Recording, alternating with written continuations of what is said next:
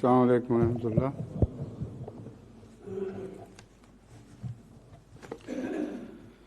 اشهد ان لا اله الا الله وحده لا شريك له واشهد ان محمدا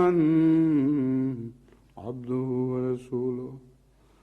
اما بعد فاعوذ بالله من الشیطان الرجیم. بسم اللہ الرحمن الرحیم. الحمد للہ رب العالمین الرحمن الرحیم مالک یوم الدین. ایاک نعبد وإياك نستعين اهدنا الصراط المستقيم صراط الذين أنعمت عليهم غير المغضوب عليهم ولا الضالين.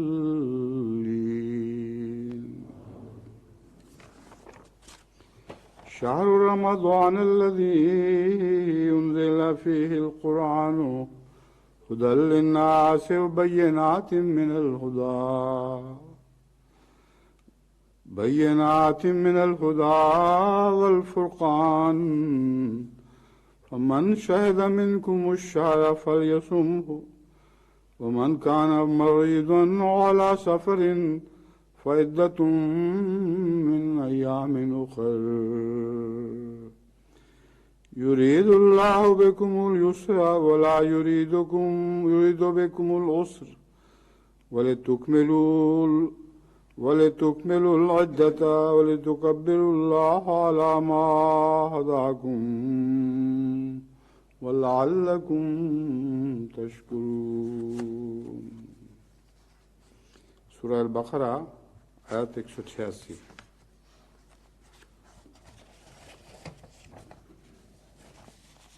اس کا سادہ ہم فہم ترجمہ یہ ہے کہ رمضان کا مہینہ جس میں قرآن انسانوں کے لیے ایک عظیم ہدایت کے طور پر اتارا گیا اور ایسے کھلے نشانات کے طور پر جن میں ہدایت کی تفصیل اور حق و باطل میں فرق کر دینے والے امور ہیں. بس جو بھی تم میں سے اس مہینے کو دیکھے تو اس کے روزے رکھے اور جو مریض ہو یا سفر پر ہو تو گنتی پوری کرنا دوسرے ایام میں ہوگا. اللہ تمہارے لیے آسانی چاہتا ہے اور تمہارے لیے تنگی نہیں چاہتا اور چاہتا ہے کہ تم سہولت سے گنتی کو پورا کرو اور اس ہدایت کی بنا پر اللہ کی بڑائی بیان کرو جو اس نے تمہیں عطا کی اور تاکہ تم شکر کرو. اسی آیت کریمہ کے متعلق حضرت امام راضی لکھتے ہیں کہ اللہ تعالیٰ کے ارشاد انزل فیہ القرآن کی تفسیر کرتے ہوئے سفیان بن عیینہ نے کہا ہے کہ اس کے معنی یہ ہیں کہ قرآن کریم رمضان کی فضیلت بیان کرنے کے لیے اتارا گیا ہے. اس لیے یہ خیال کہ رمضان کے مہینے میں قرآن شروع ہوا ہے اور پورا گویا قرآن ہی پہلے رمضان میں نازل ہو گیا تھا، غلط خیال ہے. اصل جیسا کہ امام راضی نے فرمایا ہے یہ تفسیر بہت ہی عمدہ ہے کہ قرآن کریم رمضان کی فضیلت بیان کرنے کے لیے اتارا گیا ہے. حسن بن فضل نے بھی یہی معنی لیے ہیں. اس لیے اس کی مثال یہ ہے کہ کہا جاتا ہے انزل فی الصدیق خاضع، یعنی مراد یہ لیتے ہیں کہ اس کی فضیلت کے بارے میں اتارا گیا ہے. انزل فی الصدیق قضاء ایک مثال ہے. کسی صدیق کی فضیلت بیان کرنے کے لیے کوئی چیز اتاری جائے تو کہا جائے گا انزل فی الصدیق قضاء. اس لیے رمضان بھی اس کی فضیلت کے بارے میں، یعنی اس مہینے کی فضیلت کے بارے میں قرآن کریم بھی اس مہینے کی فضیلت کے بارے میں اتارا گیا ہے. ابن انباری کہتے ہیں کہ رمضان کے روزے مخلوق پر واجب ہونے کے بارے میں قرآن کریم نازل کیا گیا ہے. جس طرح وہ کہتا ہے انزل اللہ فی الزکوٰۃ قضا و قضا، اور مراد یہ ہوتی ہے کہ اس کے واجب ہونے کے بارے میں نازل فرمایا ہے. تو ایک یہ بھی خیال ہے کہ رمضان کو فرض کرنے کے متعلق، اس کے روزے فرض کرنے کی خاطر یہ آیت نازل ہوئی ہے۔ اگر انزل فی الخمر قضا کہا جائے تو اس کی تحریم کے بارے میں ذکر کرنا مراد ہوتا ہے، ہمیشہ تعریف ہی نہیں ہوتی، بلکہ کسی چیز کی برائی کے متعلق بھی کچھ بیان کیا جائے تو اس کو بھی انزل فی کے محاورے سے یاد کیا جاتا ہے۔ تفسیر کبیر امام راضی۔ علامہ زمخشری نے کشاف میں اور علامہ الوسی نے روح المعانی میں لکھا ہے کہ یہ بھی کہا گیا ہے کہ قرآن رمضان المبارک کی شان بیان کرنے کے لیے نازل ہوا ہے۔ ساری آراء درست ہیں اپنی اپنی جگہ۔ بس پہلے اس سے کہ میں اس خطبے کا آغاز حدیث نبوی سے کروں، میں بیان کرنا ضروری سمجھتا ہوں کہ آج فرائیڈے the 10th ہے اور اس سے ہمارے رمضان کا آغاز ہو رہا ہے، اور پاکستان میں بھی فرائیڈے the 10th ہی کو رمضان شریف کا آغاز ہو رہا ہے۔ اور ایک عجیب لطف کی بات یہ بھی ہے کہ جمعے سے شروع ہو رہا ہے اور جمعہ ہی کو رمضان ختم ہو رہا ہے، وہ جمعۃ الوداع بھی رمضان کے مہینے میں ہے۔ اس میں یقیناً کوئی الہی حکمت پوشیدہ ہے۔ ہم دعا گو ہیں اور راضی برضا ہیں۔ اللہ تعالیٰ اگر اس مہینے کی برکتوں میں سے ہمیں کچھ اور برکتیں بھی دکھانا چاہے، ان برکتوں کے علاوہ جو اس مہینے سے باہر وابستہ ہیں، تو اس کا فضل اور اس کا احسان ہے، مگر بظاہر یہی معلوم ہوتا ہے کہ یہ اتفاق نہیں ہے، یہ خدا تعالیٰ کی طرف سے کوئی تقدیر ہے جو ظاہر کی گئی ہے۔ اب اس تمہید کے بعد جس کے متعلق میری دعا ہے کہ اللہ کرے کہ ہماری نیک توقعات اس رمضان سے ہر لحاظ سے پوری ہوں اور اس میں ہم وہ برکتیں کما جائیں جو اس رمضان نے ہمارے لیے مقدر کر رکھی ہیں۔ میں حضرت ابو ہریرہ رضی اللہ تعالیٰ عنہ سے ایک روایت بیان کرتا ہوں کہ رسول اللہ صلی اللہ علیہ وسلم نے فرمایا، رمضان تمہارے پاس آیا ہے، وہ برکت والا مہینہ ہے، اللہ تعالیٰ نے اس کے روزوں کو تم پر فرض کیا ہے، اس میں آسمان کے دروازے کھول دیے جاتے ہیں اور دوزخ کے دروازے بند کر دیے جاتے ہیں اور سرکش شیاطین کو جکڑ دیا جاتا ہے۔ اس میں اللہ تعالیٰ کی ایک رات ہے جو 1000 ماہ سے افضل ہے، جو کوئی اس رات کی خیر سے محروم کر دیا گیا وہ ہر بلائی سے محروم کر دیا گیا۔ اس میں پہلے بھی میں بیان کر چکا ہوں، آگے اور وضاحت ہو جائے گی کہ شیطان جکڑ دیے جاتے ہیں، سے یہ مراد نہیں ہے کہ بد لوگوں کے شیاطین بھی جکڑے جاتے ہیں، ان کو تو اور بھی زیادہ گناہ ہوتا ہے رمضان میں بے حیائی کرنے کا، اس لیے مراد یہی ہے کہ وہ جو خود اپنے خدا کی رضا کی زنجیروں میں اپنے آپ کو جکڑتے ہیں، ان کے شیاطین جکڑے جاتے ہیں، اور رمضان کے مہینے میں شیطانی خیالات سے بھی انسان پاک رہتا ہے۔ ایک حدیث ہے سنن النسائی کی، ان ابی ہریرہ قال قال رسول اللہ صلی اللہ علیہ وسلم، حضرت ابو ہریرہ ہی سے روایت ہے کہ رسول اللہ یہ تو وہی ہے جو میں پہلے پڑھ چکا ہوں، اس لیے اس کو دوبارہ پڑھنے کی ضرورت نہیں۔ دوسری حدیث جو ہے یہ حضرت عبد الرحمن بن عوف سے روایت ہے، آپ بیان کرتے ہیں کہ آن حضرت صلی اللہ علیہ وسلم نے رمضان المبارک کا ذکر فرمایا اور اسے تمام مہینوں سے افضل قرار دیا، اور فرمایا جو شخص رمضان کے مہینے میں حالت ایمان میں ثواب کی نیت سے اور اپنا محاسبہ کرتے ہوئے عبادت کرتا ہے، وہ اپنے گناہوں سے اس طرح پاک ہو جاتا ہے جیسے اس روز تھا جب اس کی ماں نے اسے جنم دیا۔ اس میں اپنا محاسبہ کرتے ہوئے عبادت کرتا ہے، یہ بہت ضروری ہے۔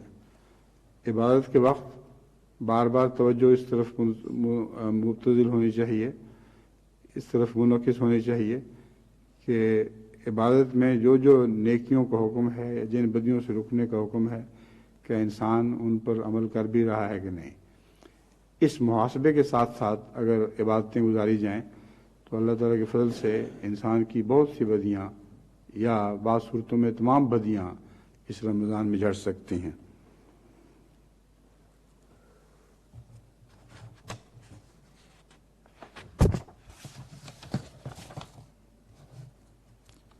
حضرت ابو سعید خدری سے رضی اللہ تعالیٰ عنہ سے روایت ہے، وہ کہتے ہیں کہ میں نے آن حضرت صلی اللہ علیہ وآلہ وسلم کو یہ کہتے ہوئے سنا کہ جس شخص نے رمضان کے روزے رکھے اور جس نے رمضان کے تقاضوں کو پہچانا اور اس کے دوران ان تمام باتوں سے محفوظ رہا جن سے اس کو محفوظ رہنا چاہیے تھا، اس کے روزے اس کے پہلے گناہوں کا کفارہ بن جاتے ہیں. یعنی پہلے گناہ بخشے تو جاتے ہیں، مگر اس صورت میں کہ رمضان کے تقاضوں کو پہچانا جائے اور ان کو پورا کیا جائے.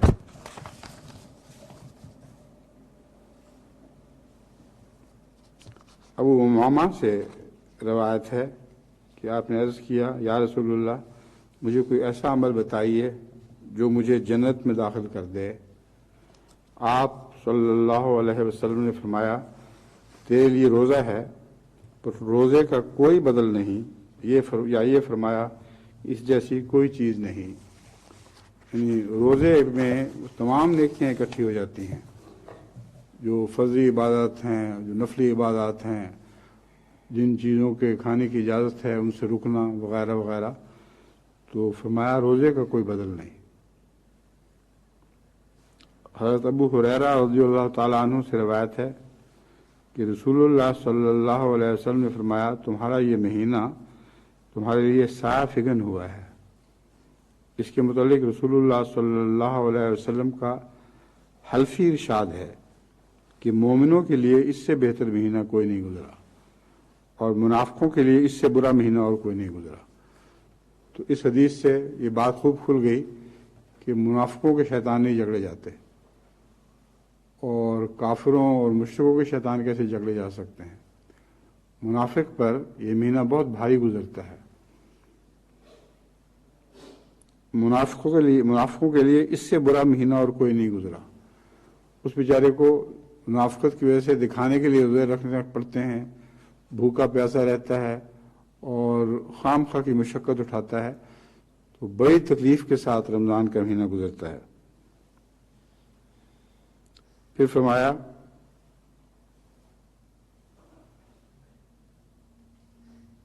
منافق کے گناہوں کا بوجھ اور بدبختی لکھ لیتا ہے اور مہینے سے پہلے ہی مومن کے نیکیاں اور اس کے نوافل بھی لکھ لیتا ہے. یعنی اللہ کو علم ہے کہ مومن یہ نیکیاں کرے گا.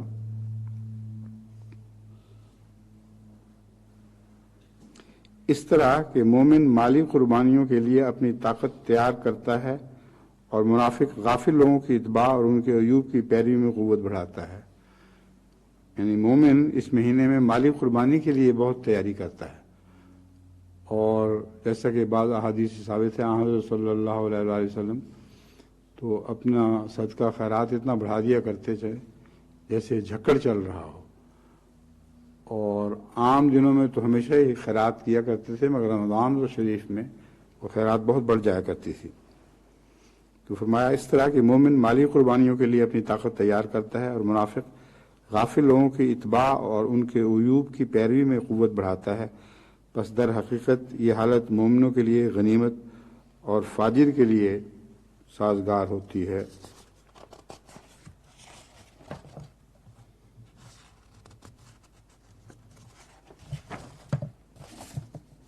ایک اور حدیث حضرت ابو ہریرہ رضی اللہ تعالیٰ عنہ سے مروی ہے کہ آن حضرت صلی اللہ علیہ وسلم نے فرمایا کہ کبائر سے بچنے کے لیے 5 نمازیں، ایک جمعہ اگلے جمعہ تک اور ایک رمضان اگلے رمضان تک کفارہ ہوتا ہے. 5 دفعہ روزانہ نماز پڑھنے سے اگر وہ سوچ کر پڑھے تو اپنے نفس کا محاسبہ ہوتا رہتا ہے. اس کو ایک حدیث میں رسول نے فرمایا ایسے ہی جیسے 5 دفعہ کوئی اپنے ساتھ بیٹھے ہوئے دریا میں غوطے مارے اور نہائے تو اس کی کثافت جھڑ جاتی ہے. اسی طرح جو شخص 5 نمازیں پڑھتا ہے توجہ کے ساتھ، ہر نماز کے درمیان جو کبھی فاسق خیالات یا حرکات سرزد ہو گئی ہوں وہ اگلی نماز میں ٹھیک تو اس طرح ہو جاتی ہیں کہ ان کی اصلاح کی طرف توجہ ہو جاتی ہے. تو ہر نماز میں پچھلی نماز اور اس نماز کے درمیان کی بدیوں کی طرف انسان کی توجہ پھرتی ہے اور اسے دور کرنے کی توفیق ملتی ہے. اسی طرح ہر جمعے کو خصوصیت کے ساتھ उस हफ्ते की गलतियों को दूर करने की तौफीक मिलती है। और जो नमाज में तवज्जो होती है जुमे को, उससे भी ज़्यादा तवज्जो होती है। और फिर एक रमज़ान और दूसरे रमज़ान के दरमियान जो दोनों रमज़ानों का फ़र्क है उसका मुआवजा हो जाता है। वो इस तरह कि जब अगला रमज़ान शुरू होता है तो उस वक्त इंसान अपने माजी पर गौर करना शुरू करता है तो मालूम करता है कि मैं पिछली दफ़ा रमज़ान से जिस हालत से निकला था इस वक्त दाखिल होते वक्त वैसी हालत नहीं रही, बल्कि उसमें कमज़ोरी आ गई है। तो इसलिए मोमिन को हर तरफ से उसकी तोई नेकियों ने जकड़ा हुआ होता है। और नमाज़ों के अलावा जुमा और फिर रमज़ान को उसका सारा साल खुदा ताला की हिफाजत में सर्फ होता है और अपनी बदियां दूर करने की तरफ तवज्जो रहती है।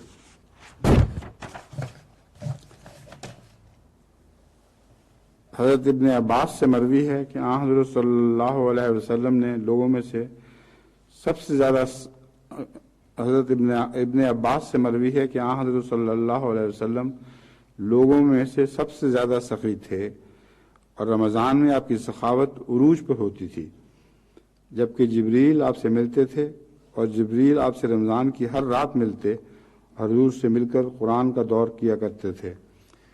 यहाँ भी मुराद है हर रमज़ान में उस हिस्से का दौर किया जाता था जो इससे पहले नाज़िल हो चुका हो, वरना जो कुरान बाद में नाज़िल होना था उसका दौर नहीं किया जाता था।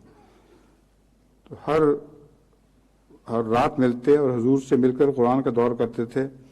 तब रसूलुल्लाह सल्लल्लाहु अलैहि वसल्लम भलाई के मामले में तेज आंधी की रफ्तार से भी ज़्यादा सखी होते थे।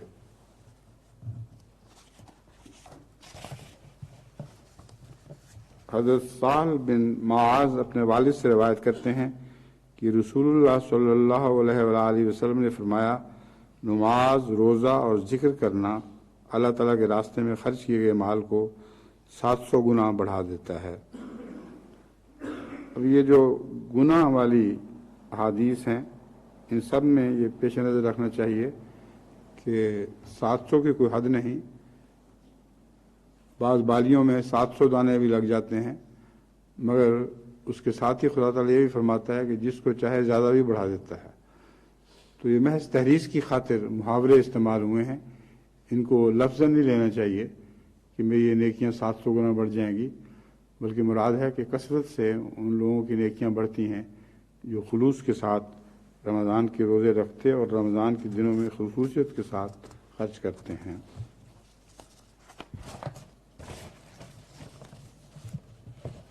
हज़रत अनस रज़ियल्लाहु ताला अन्हु से रवायत है कि रसूल करीम सल्लल्लाहु अलैहि वसल्लम ने फरमाया, सहरी खाया करो, सहरी खाने में बरकत है। ये हदीसें हैं जिन जिन कुतुब से ली गई हैं वो अक्सर सहा कुतुब ही हैं, और जो गैर सही कुतुब यानी जो सेहत के मेयार पर पूरी नहीं उतरती उनको मैंने छान के अलग कर दिया था। इसलिए ये बुखारी या मुस्लिम वगैरह वगैरह से अक्सर हदीसें ली गई हैं। छपते वक्त तो ये लिख दिया जाएगा, मुझे बार बार पढ़ने की ज़रूरत नहीं है। हज़रत अनस से रवायत है कि रसूलुल्लाह सल्लल्लाहु अलैहि वसल्लम ने फरमाया, सहरी खाया करो, सहरी खाने में बरकत है। तो बरकत एक तो इस तरह हमने देखी है कि बच्चों को सुबह सहरी के वक्त उठाया जाए, खा रोज़ा ना भी रखना हो तो सहरी खाते वक्त उनको आदत पड़नी शुरू हो जाती है कि सुबह जल्दी उठें, और सहरी में एक ख़ास मज़ा होता है उनको, नाश्ते में वो मज़ा नहीं मिलता जो सहरी में मज़ा मिलता है। हज़रत अबू हुरैरा रज़ियल्लाहु ताला अन्हु से रवायत है कि रसूल करीम सल्लल्लाहु अलैहि वसल्लम ने फरमाया, जिस वक्त तुम में से कोई एक अजान सुन ले और बर्तन उसके हाथ में हो तो उसको ना रखे यहाँ तक कि अपनी ज़रूरत पूरी कर ले। मुराद ये है कि अगर अजान हो रही हो तो नमाज की तरफ ध्यान जाता है, मगर खाना शुरू हो चुका हो तो प्लेट या जिस चीज़ में भी वो खाना है वो उसको ख़त्म कर ले। इससे ये याद रखें कि मोमिन तो एक अंतरी में खाता है, 7 अंतरियों में तो काफिर खाते हैं। तो अगर कोई अपने आप को मोमिन भी कहे और इतना खाए कि अजान सुनने के बावजूद सारी नमाज ही हाथ से जाती रहे तो ये कोई नेकी नहीं है। نیکی یہ ہے کہ تھوڑا ہو، شروع ہو چکا ہو تو جلدی جلدی کھا لے باقی، اور کوشش یہی ہو کہ ساری کی ساری نماز مل سکے۔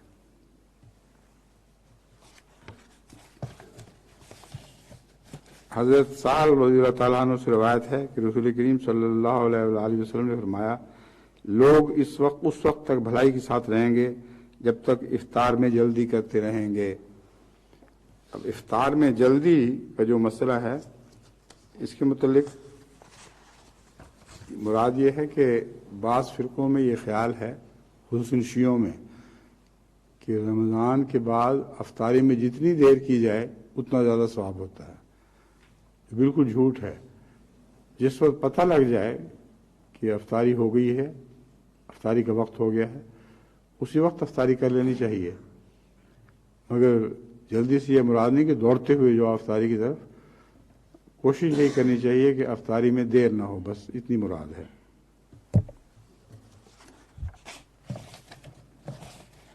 حضرت ابو ہریرہ رضی اللہ تعالیٰ عنہ سے مروی ہے کہ رسول کریم صلی اللہ علیہ وآلہ وسلم نے فرمایا، جو شخص روزے کی حالت میں بھول کر کھا پی لے وہ اپنے روزہ کو پورا کرے، اس کو اللہ تعالیٰ نے کھلایا اور پلایا ہے۔ تو بھول کر کھا لے تو کوئی گناہ نہیں ہے، لیکن بعض لوگ سمجھتے ہیں کہ اگر بھول کر کھاتے ہوئے کوئی دیکھ لے تو پھر گناہ ہو جائے گا۔ مراد یہ ہے کہ چھپ کے کھا لو تو گناہ نہیں ہوگا۔ اور ایسے لطیفے بعض لوگوں کے مجھے یاد ہیں کہ ان کے بھائی نے کسی نے دیکھا تو وہ بیٹھ کے چھپ کے کھانا کھا رہی تھیں، تو بھائی نے کہا، ہیں یہ روزہ؟ اس نے کہا، تم نے تو دیکھ کے میرا روزہ توڑ دیا، میں تو بھول کے کھا رہی تھی۔ تو بھول کے کھا رہا ہو تو دیکھنے سے روزہ نہیں ٹوٹا کرتا، بھول کے کھانے سے روزہ ٹوٹا ہی نہیں کرتا۔ یہ اللہ کی طرف سے دعوت بیان کی گئی ہے۔ تو بھول کے آپ میں سے بھی کئیوں نے کھایا ہوگا، مجھے بھی یاد ہے کئی دفعہ میں نے بھی بھول کے کھایا ہے، لیکن جس وقت یاد آ جائے کہ روزہ ہے اسی وقت جو منہ میں ہے وہ تھوک دینا چاہیے، اس سے پہلے جو کھا لیا وہ کھا لیا۔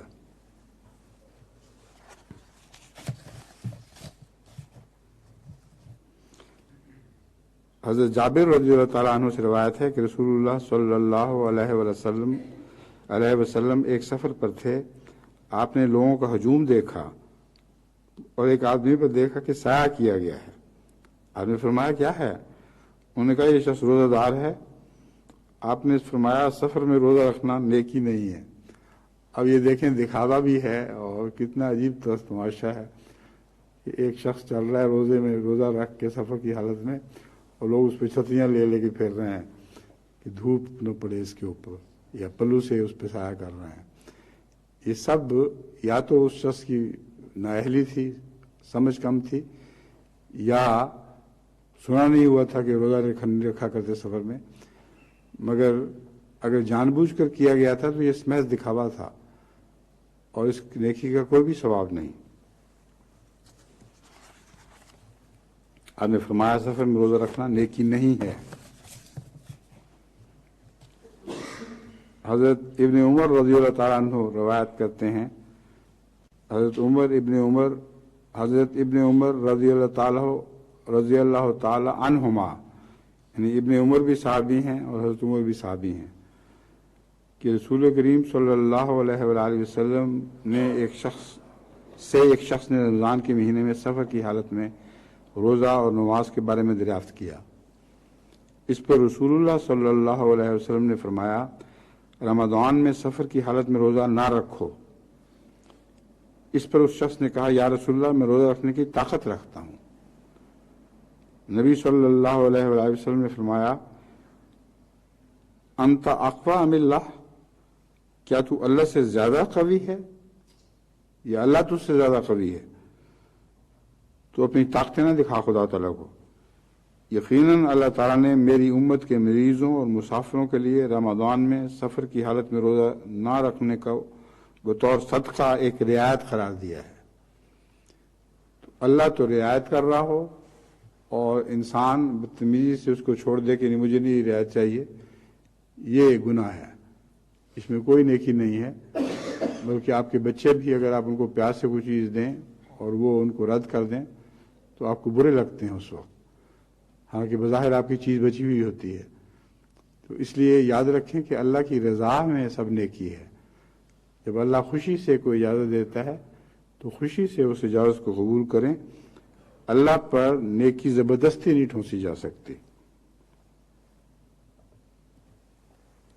چنانچہ فرمایا، کیا تم میں سے کوئی یہ پسند کرتا ہے کہ وہ تم میں سے کسی کو کوئی چیز صدقہ دے، پھر اس چیز کو صدقہ دینے والے کو لوٹا دے؟ یعنی کسی کو صدقہ دے اور وہ اس کو لوٹا دے جس نے صدقہ دیا ہو، یہ جائز نہیں، مناسب نہیں ہے۔ محبت اور شکریہ کے ساتھ لے لینا چاہیے۔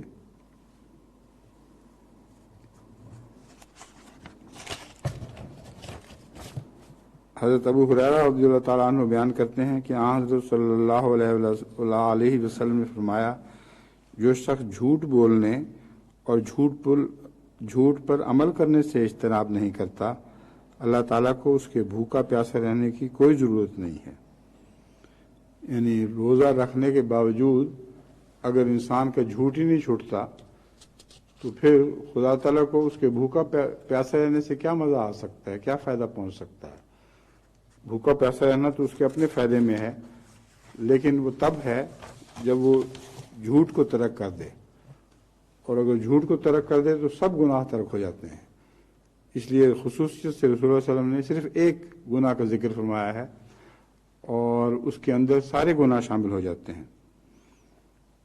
حضرت ابو ہریرہ رضی اللہ تعالیٰ عنہ سے روایت ہے کہ رسول اللہ صلی اللہ علیہ وسلم نے فرمایا، کتنے ہی ایسے روزہ دار ہیں کہ ان کو روزوں سے صرف پیاس لگتی ہے، اور کتنے ہی رات کو قیام کرنے والے ہیں کہ ان کو قیام سے صرف بیداری ملتی ہے۔ یعنی روزے کا فائدہ نہ پہنچے روحانی تو پیاسا رہنے سے خام خواہ انسان تکلیف ہی اٹھاتا ہے اور کوئی ثواب نہیں مل رہا ہوتا۔ اور رات کو بھی اگر جاگتا ہے اور سوچ کر نماز نہیں پڑھتا یا اپنا محاسبہ نہیں کرتا تو محض ایک رت جگہ ہے، وہ خدا کی خاطر نہیں ہوتا، اور نام اس کا خدا کی خاطر ہی رکھا جائے تب بھی در حقیقت وہ نفس کی بڑائی کی خاطر ایک کوشش ہے، ایک وہم ہے جس کی کوئی بھی حقیقت نہیں ہے۔ للہ اگر عبادت کی جائے اور اللہ کو قبول ہو تو وہی عبادت سچی عبادت ہے۔ ایک روایت حضرت ابو ہریرہ رضی اللہ تعالیٰ عنہ سے مروی ہے کہ نبی کریم صلی اللہ علیہ وآلہ وسلم نے فرمایا کہ روزہ ایک ڈھال اور آگ سے بچانے والا ایک حصن حسین ہے۔ روزے سے انسان ہر قسم کی بدیوں سے بچ سکتا ہے، اور ایک ڈھال ہے جس کے نتیجے میں اس پر شیطان حملے نہیں کر سکتا، اس طرح وہ جہنم سے بچانے والا بن جاتا ہے روزہ۔ حضرت ابو ہریرہ رضی اللہ تعالیٰ عنہ بیان کرتے ہیں کہ حضرت صلی اللہ علیہ وآلہ وسلم نے فرمایا، اللہ تعالیٰ فرماتا ہے کہ انسان کے سب کام اس کے اپنے لیے ہیں، مگر روزہ میرے لیے ہے اور میں خود اس کی جزا بنوں گا، یعنی اس کی اس نیکی کے بدلے میں اسے اپنا دیدار نصیب کروں گا۔ اللہ تعالیٰ فرماتا ہے، روزہ ڈھال ہے، بس تم میں سے جب کسی کا روزہ ہو تو نہ وہ بیہودہ باتیں کرے، نہ شور و شرابہ، اور اگر کوئی اسے گالی دے یا لڑے یا جھگڑے تو چاہیے کہ وہ کہے کہ میں تو روزہ دار ہوں۔ قسم ہے اس ذات کی جس کے قبضہ قدرت میں محمد صلی اللہ علیہ وسلم کی جان ہے، روزہ دار کی منہ کی بو اللہ تعالیٰ کے نزدیک کستوری کی خوشبو سے زیادہ پاکیزہ ہے۔ روزہ رکھنے کے بعد جب منہ بند رہتا ہے تو ایک ہلکی سی بو خود بخود پیدا ہوتی ہے، لیکن بعض لوگوں کے ویسے ہی پیٹ زیادہ کھانے سے بدبو پیدا ہوتی ہے، یہ وہ بدبو مراد نہیں ہے۔ بہت زیادہ کھا لیا جائے، ٹھونس لیا جائے اور پھر روزہ رکھا جائے تو اس معدے کی خرابی کی بو ایک الگ بات ہے، مگر تھوڑا مناسب کھایا جائے تو پھر بھی منہ سے کچھ نہ کچھ بو آتی ہے۔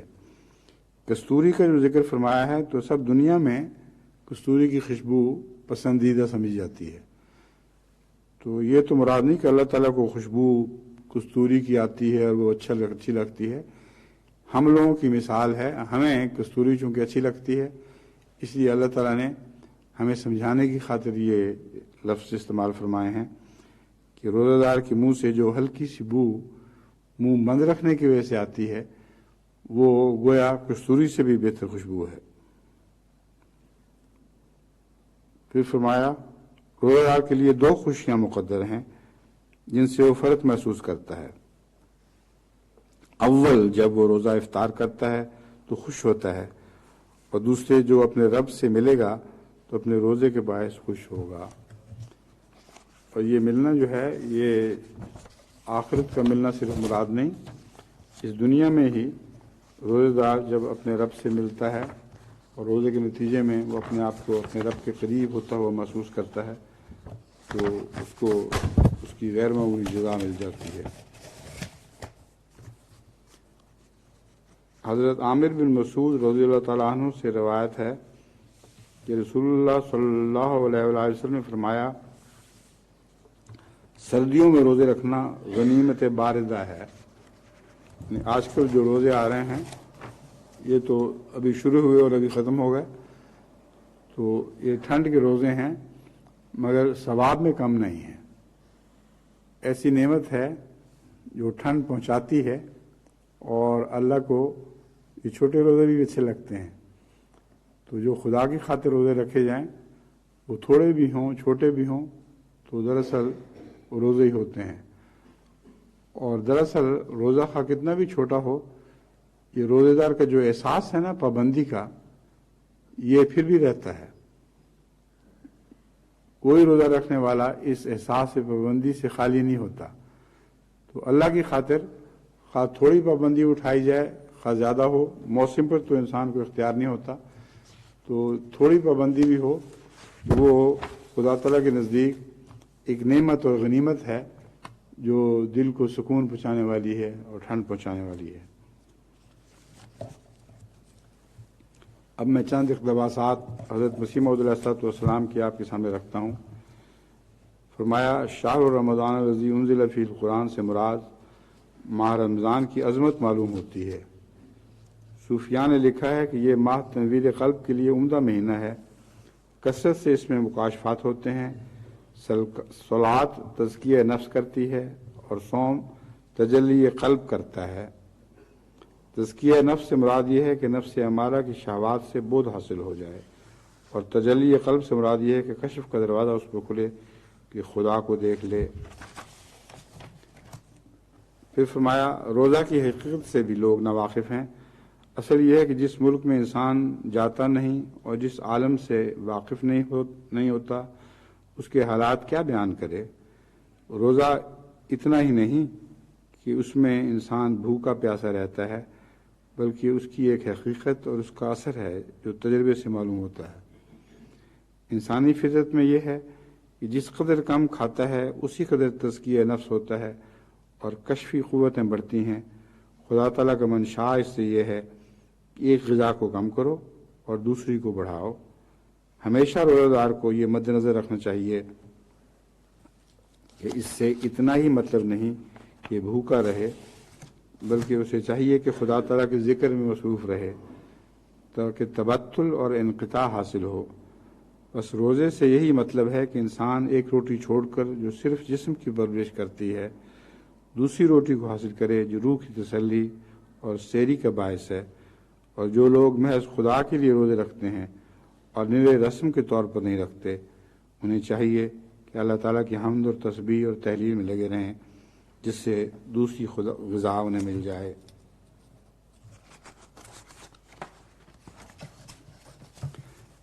اب ایک شخص نے حضرت مسیح موعود علیہ السلام سے سوال کیے، ان سوالات کے جوابات حضرت مسیح موعود علیہ السلام دے رہے ہیں، اور سوال کرنے والے میں بھی بال کی کھال دہڑی ہوئی ہے۔ ایک شخص کا سوال تھا کہ روزے دار کو آئینہ دیکھنا جائز ہے یا نہیں؟ فرمایا جائز ہے۔ ایک اور سوال پیش ہوا کہ حالت روزہ میں سر کو یا داڑھی کو تیل لگانا جائز ہے یا نہیں؟ فرمایا جائز ہے۔ سوال پیش ہوا کہ روزہ دار کو خوشبو لگانا جائز ہے یا نہیں؟ فرمایا جائز ہے۔ اور ایک صاحب نے سوال خوب کیا ہے. سوال ہوا کہ روزہ دار آنکھوں میں سرما ڈالے یا نہ ڈالے. فرمایا مکروہ ہے، اور ایسی ضرورت ہی کیا ہے کہ دن کے وقت سرما لگائے، رات کو سرما لگا سکتا ہے. تو بعض سرمے کے شوقین ایسے بھی ہوتے ہیں، آج کل تو میں نے نہیں دیکھے، لیکن کبھی کبھی کوئی پرانے زمانے کا آدمی مل جاتا ہے جو سرمے لگاتا ہے.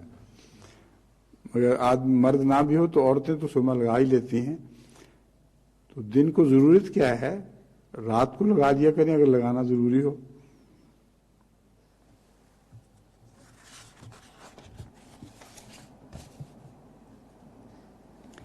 ایک شخص کا سوال پیش ہوا کہ میں مکان کے اندر بیٹھا ہوا تھا اور میرا یقین تھا کہ ہنوز روزہ رکھنے کا وقت ہے، اور میں نے کچھ کھا کر روزہ کی نیت کی، مگر بعد میں ایک دوسرے شخص سے معلوم ہوا کہ اس وقت سفیدی ظاہر ہو چکی تھی. اب میں کیا کروں؟ حضرت نے فرمایا کہ ایسی حالت میں اس کا روزہ ہو گیا، دوبارہ رکھنے کی ضرورت نہیں، کیونکہ اپنی طرف سے اس نے احتیاط کی اور نیت میں فرق نہیں، صرف غلطی لگ گئی اور چند منٹوں کو فرق پڑ گیا. مگر غلطی سے اگر ہوا ہو تو پھر تو جائز ہے، مگر جان بوجھ کے نہیں ہو سکتا. یہ ڈلہوزی میں مجھے یاد ہے کہ ایک رضاکارانہ خدمت کرنے والی معزز خاتون تھیں، وہ پہلے سب کو روزے رکھوایا کرتی تھیں، پہرے داروں کو بھی، سب کو، اور اس کے بعد تھوڑا سا وقت بچتا تھا، اس میں انہوں نے اپنا روزہ رکھنا ہوتا تھا. تو ایک دو دفعہ دیکھا انہوں نے کہ اذان ہو گئی ہے، غالباً جلال تھا اس مؤذن کا نام، تو اس نے اس کو بلا کے بہت ڈانٹا کہ دیکھو جب تک مجھ سے نہ پوچھ لو، خواہ جتنی مرضی روشنی ہو جائے تو اذان نہیں دے دی. تو ایک دفعہ حضرت مسلم موعود نے غور کیا کہ یہ کیا وقت، اتنی دیر ہو گئی، اذان کیوں نہیں ہو رہی؟ تو جلال کو بلا کے ڈانٹا کہ تم اذان کیوں نہیں دے رہے؟ کوئی اندر سے مجھے حکم ہے. وہ خاتون صاحبہ کہتی ہیں کہ جب تک میں نہ روزہ رکھ لوں، خواہ جتنی مرضی روشنی ہو جائے، سورج بھی چڑھ جائے تو تم نے اذان دے دی. تو مراد یہی ہے کہ غلطی سے اگر ہو، واقعی ناواقفیت سے ہو جائے، تو کتنا آسان فرما دیا ہے حضرت مسیح موعود علیہ السلام نے روزوں کو، جو خدا کا منشا ہے. سختی پیدا کرنے کے لیے نہیں آتے. اگر غلط فہمی سے انسان روزہ رکھ لے جبکہ ابھی روشنی ہو چکی ہو تو روزہ ہو جائے گا. بعض غلط فہمی سے روزہ کھول بھی دیا جاتا ہے اور بعد میں دیکھا تو سورج نکل آیا تو وہ روزہ بھی ہو جائے گا. اس قسم کے معاملات میں وہم کے شیطان کا شکار نہیں ہونا چاہیے.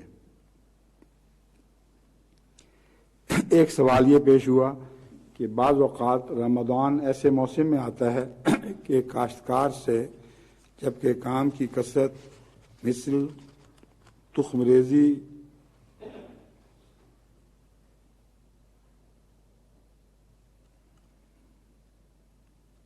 وہ درودگی ہے، شاید یہ ورودگی، یہ لفظ پڑھا نہیں جا رہا. اس تخم ریزی سے مراد یہ ہے کہ جو مہینہ کاشت کا ہوتا ہے، بعض دفعہ بہت سخت مہینے کے دن ہوتے ہیں، انتہائی گرمی، اور زمیندار مجبور ہے کہ اس مہینے میں وہ ہل چلائے. ایسے ہی مزدوروں سے جن کا گزارا مزدوری پر ہے اور انہوں نے مزدوری کرنی ہے اور روٹی کھانی ہے، مگر اتنی سخت گرمی ہے کہ ان کی برداشت سے باہر ہے، روزہ نہیں رکھا جاتا. ان کی نسبت کیا ارشاد ہے؟ فرمایا انما الاعمال بالنیات، کہ دیکھو اعمال کی بنا نیتوں پر ہوتی ہے. یہ لوگ اپنی حالتوں کو مخفی رکھتے ہیں، یعنی غربت کی وجہ سے بیان نہیں کرتے. ہر شخص تقویٰ اور طہارت سے اپنی حالت سوچ لے. اگر کوئی اپنی جگہ مزدوری پر رکھ سکتا ہے تو ایسا کرے. کسی اور کو اگر کوئی مزدوری پہ رکھنے کی استطاعت رکھتا ہے تو ایسا کر لے، ورنہ مریض کے حکم میں ہے، پھر جب میسر ہو روزہ رکھ لے. یہاں جو روزے کی سختی ہے غیر احمدی مسلمانوں میں، اس کا تو یہ حال ہے کہ صوبہ سرحد میں جہاں یہ سختی بہت زیادہ ہوتی ہے، وہاں اگر کوئی شخص روزے کی گرمی کی شدت میں بے ہوش ہو جائے اور بے ہوش ہو کے گر جائے تو تب بھی اس کے منہ میں کچھ نہیں ڈالیں گے کہ شاید ابھی کچھ رطوبت ہو منہ میں، تو منہ میں تھوڑی سی مٹی ڈال دیتے ہیں، پھر وہ مٹی انگلی سے نکالتے ہیں، اگر مٹی گیلی ہو تو پھر کچھ نہیں دیں گے اس کو، اور اگر مٹی خشک نکلائے اسی طرح تو پھر وہ اس کا روزہ توڑوا دیتے ہیں۔ تو یہ سب جہالتیں ہیں، یہ توہمات کے شیاطین ہیں جو انسان پر قبضہ کرتے ہیں۔ روزے میں شیاطین سے دور بھاگنا چاہیے یا ان کو اپنے سے دور رکھنا چاہیے۔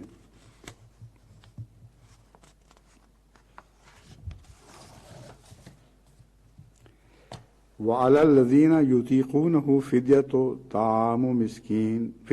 طَعَامُ مِسْكِين۔ ایک دفعہ میرے دل میں آیا کہ یہ فدیہ کس لیے مقرر کیا گیا ہے، تو معلوم ہوا کہ توفیق کے واسطے ہے، تاکہ روزہ کی توفیق اس سے حاصل ہو۔ اور رمضان میں جو فدیہ دیا جاتا ہے یہ روزے کا بدل نہیں ہوتا، بلکہ روزے میں ایک قسم کی دعا، عملی دعا کا موجب بن جاتا ہے کہ خدایا مجھے روزے کی توفیق دے دے، اور مجبوری سے میرے روزے چھوٹ رہے ہیں۔ تو معلوم ہوا کہ توفیق کے واسطے ہے، تاکہ روزہ کی توفیق اس سے حاصل ہو۔ خدا ہی کی ذات ہے جو توفیق عطا کرتی ہے، اور ہر شے خدا ہی سے طلب کرنا چاہیے۔ خدا تعالیٰ تو قادر مطلق ہے، وہ اگر چاہے تو ایک مدقوق کو بھی روزہ کی طاقت عطا کر سکتا ہے۔ تو فدیہ سے یہی مقصود ہے کہ وہ طاقت حاصل ہو جائے، اور یہ خدا کے فضل سے ہوتا ہے۔ بس میرے نزدیک خوب ہے کہ انسان دعا کرے کہ الہی کہ تیرا ایک مبارک مہینہ ہے، مبارک اور میں اس سے محروم رہ جاتا ہوں، اور کیا معلوم کہ آئندہ سال زندہ رہوں یا نہ رہوں، یا ان فوت شدہ روزوں کو ادا کر سکوں یا نہ، اور اس سے توفیق طلب کرے۔ تو مجھے یقین ہے کہ ایسے دل کو خدا طاقت بخش دے گا۔ تو بعض بیماریوں سے بھی روزہ نجات دے سکتا، روزہ کے ایام میں فدیہ نجات دلوا دیتا ہے۔ جیسے کہ دق کی بیماری ہے، بڑی خطرناک ہے، لیکن اگر انسان فدیہ دے اور غم محسوس کرے کہ ایسی بیماری لاحق ہو گئی ہے کہ میں روزہ رکھ نہیں سکتا، جس کی وجہ سے مجھے فدیہ دینا پڑ رہا ہے، تو ایسے فدیہ کی ادائیگی کے وقت اس کو طاقت پیدا ہو جاتی ہے، اور اللہ تعالیٰ اس کو گہری بیماریوں سے بھی محفوظ فرما دیتا ہے۔ پھر حضرت مسیح موعود علیہ السلام فرماتے ہیں، اصل بات یہ ہے کہ قرآن شریف کی رخصتوں پر عمل کرنا بھی تقویٰ ہے۔ خدا تعالیٰ نے مسافر اور بیمار کو دوسرے وقت رکھنے کی اجازت اور رخصت دی ہے، اس لیے اس حکم پر بھی تو عمل کرنا چاہیے۔ میں نے پڑھا ہے کہ اکثر اکابر اس طرف گئے ہیں کہ اگر کوئی حالت سفر یا بیماری میں روزہ رکھتا ہے تو یہ معصیت ہے، کیونکہ غرض تو اللہ تعالیٰ کی رضا ہے، نہ اپنی مرضی، اور اللہ تعالیٰ کی رضا فرمانبرداری میں ہے۔ جو حکم وہ دے اس کی اطاعت کی جائے، جو حکم وہ دے اس کی اطاعت کی جائے، اور اپنی طرف سے اس پر حاشیہ نہ چڑھایا جاوے۔ اس نے تو یہی حکم دیا ہے کہ من کان منکم مریضا او علی سفر فعدۃ من ایام اخر۔ اس میں کوئی قید اور نہیں لگائی کہ ایسا سفر ہو یا ایسی بیماری ہو۔ میں سفر کی حالت میں روزہ نہیں رکھتا، اور ایسا ہی بیماری کی حالت میں، چنانچہ آج بھی میری طبیعت اچھی نہیں اور میں نے روزہ نہیں رکھا۔ بیماری کی حالت میں روزہ نہ رکھنا ایک ایسا مسلک ہے جس میں حضرت مسیح موعود علیہ السلام کو دوسروں کی آنکھوں کی قطعاً بھی کوئی پرواہ نہیں ہوا کرتی تھی۔ نہ روزہ رکھنے میں کوئی دکھاوا تھا، نہ روزہ نہ رکھنے میں کوئی دکھاوا تھا۔ چنانچہ ایک موقع پر جلسے کے دوران آپ کے لب خشک ہوئے تو آپ نے کچھ پی لیا، اور وہ روزے کا مہینہ تھا، اور بہت شور پڑا ان غیر احمدیوں کی طرف سے، اس میں شامل تھے، غالباً پتھراؤ بھی ہوا کہ یہ کیسا انسان ہے جو اپنے آپ کو نبی اللہ کہتا ہے اور روزے نہیں رکھتا۔ تو حضرت مسیح موعود علیہ السلام کی طبیعت کی انکساری اور سادگی کی یہ علامت ہے کہ آپ نے کبھی کسی چیز میں دکھاوا نہیں کیا، جو حقیقت حال تھی اس کو اسی طرح رکھا۔ چنانچہ اس وقت اس مسئلے کو بیان کرتے وقت بھی آپ نے فرمایا آج میں بیمار ہوں، چنانچہ میں نے روزہ نہیں رکھا۔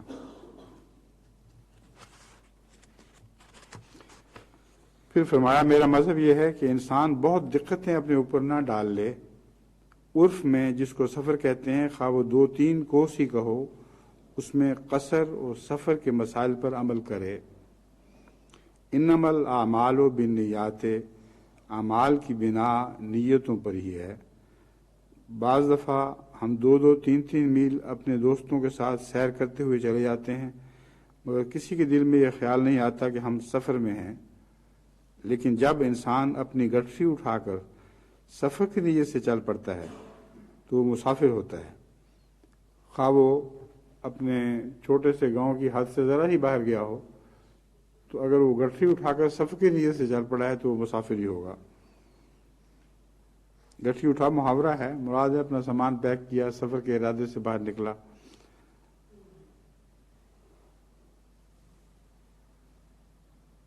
شریعت کی بنا دقت پر نہیں ہے، جس کو تم عرف میں سفر سمجھو وہی سفر ہے، اور جیسا کہ خدا کے فرائض پر عمل کیا جاتا ہے ویسا ہی اس کی رخصتوں پر عمل کرنا چاہیے۔ فرض بھی خدا کی طرف سے ہیں اور رخصت بھی خدا کی طرف سے۔ اب چونکہ نماز کا وقت تھوڑا رہ گیا ہے اس لیے میں اس خطبے کو ختم کرتا ہوں، جو باقی ہیں یہ لے لیں، یہ آئندہ خطبے میں انشاءاللہ کام آ جائیں گے، یہ ہو چکے ہیں ان کو رکھ لیں آپ۔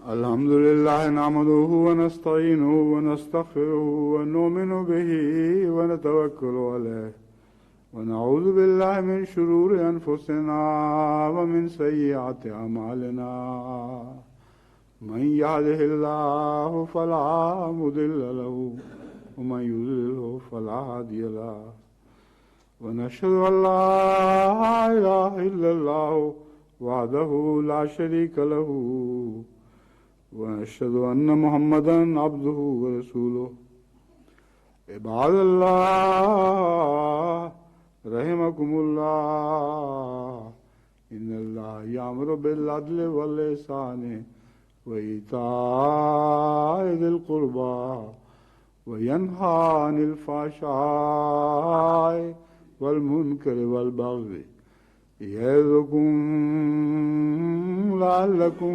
تذكرون اذكروا الله يذكركم وادعوه يستجب لكم ولذكر الله أكبر